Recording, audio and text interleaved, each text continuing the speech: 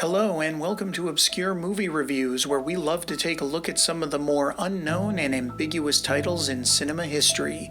Here we focus on movies that are hard to find, on the older side, relatively unknown, or perhaps they simply lack in popularity.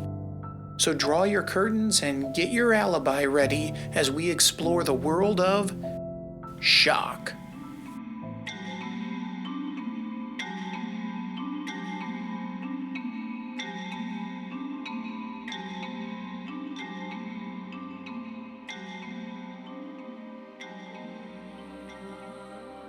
When Janet Stewart is waiting for her military husband to return home from overseas, she finds herself the witness of a savage murder. However, the sight of the crime has terrible psychological effects on Janet, and she goes into a catatonic state. When her husband seeks treatment for her, he unexpectedly puts her into the care of the very man who committed the murder she witnessed. This 1946 Vincent Price thriller is an interesting example of the age-old stereotype of mad doctors moving away from classic horror and into film noir thrillers. How does it hold up today? Let's take a look.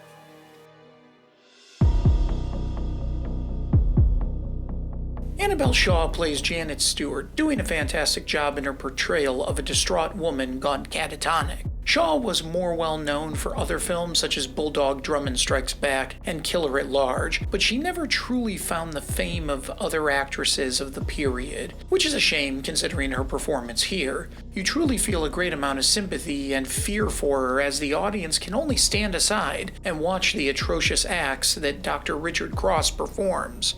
Speaking of Dr. Cross, he's played by the incomparable Vincent Price, who puts his usual solid performance into the menacing psychiatrist. However, that's also a little of the problem with Price in this role. While he gives a good performance, it isn't one of his more memorable ones, which is true of essentially everyone in the cast. They all do fine, but no one's a real standout, except for one. Lynn Barry, also known as the woo-woo girl and the girl with the $1 million figure. Barry was one of the most famous pin-up girls in the world, but had little success getting leading roles. However, she was excellent as a B-list villainess, and she excels in this film, being deliciously evil.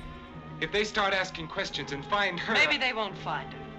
We've taken care of everything else so far. If we have to, we'll take care of her too.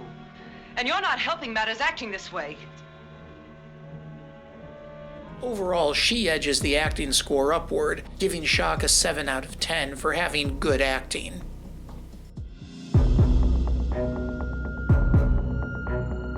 At an hour and 10 minutes long, Shock certainly won't take the whole afternoon to watch. While the beginning takes a little time to get going, once it does, it doesn't really ever stop. The film moves along at a steady pace, while the tension increases steadily along with it. Unlike many other films of the period, the ending doesn't seem to come too abruptly either, easing the audience back down before the credits roll. That will score the film an 8 out of 10 for having really good pacing.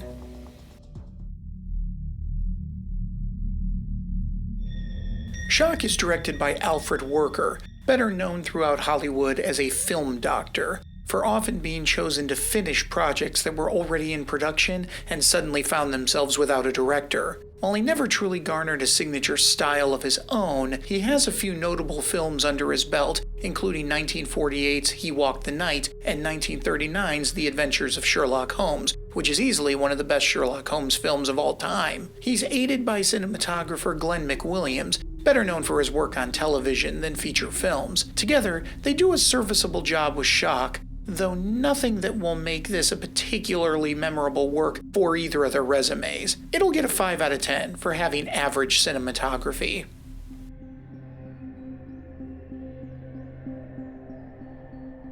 This film has fallen into the public domain, which means there are many low-quality versions of it floating around, which can really hurt the soundtrack. However, 20th Century Fox released an official version with a large film noir pack that has a considerably better soundtrack.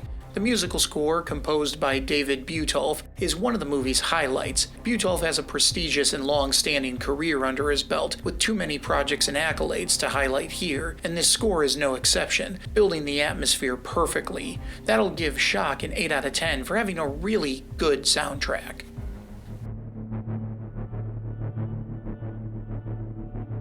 The plot opens up with Janet Stewart checking into a hotel where she is eagerly awaiting the arrival of her husband, Lieutenant Paul Stewart, who's returning home from abroad. While waiting, she overhears an argument from another hotel room and through her window witnesses a man kill his wife, sending her into shock. That man was Dr. Richard Cross, a psychiatrist that manipulates events to allow Janet to come under the personal care of himself and his nurse, Elaine Jordan, who also happens to be his lover.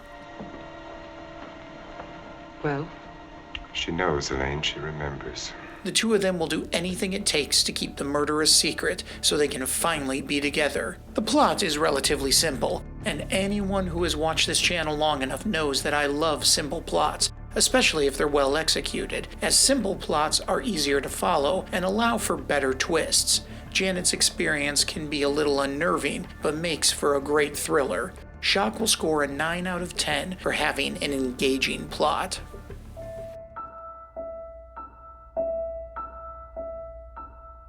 Film noirs and thrillers don't have a tendency to lend themselves toward high rewatch value, particularly where mystery is involved. However, Shock has a bit more than most. If nothing else, it's an enjoyable way to spend an hour, especially if you're a fan of the genre or want a good film to introduce a friend to the genre with. The pacing, plot, and decent performances make it worth revisiting from time to time, giving it a 5 out of 10 for having average rewatchability.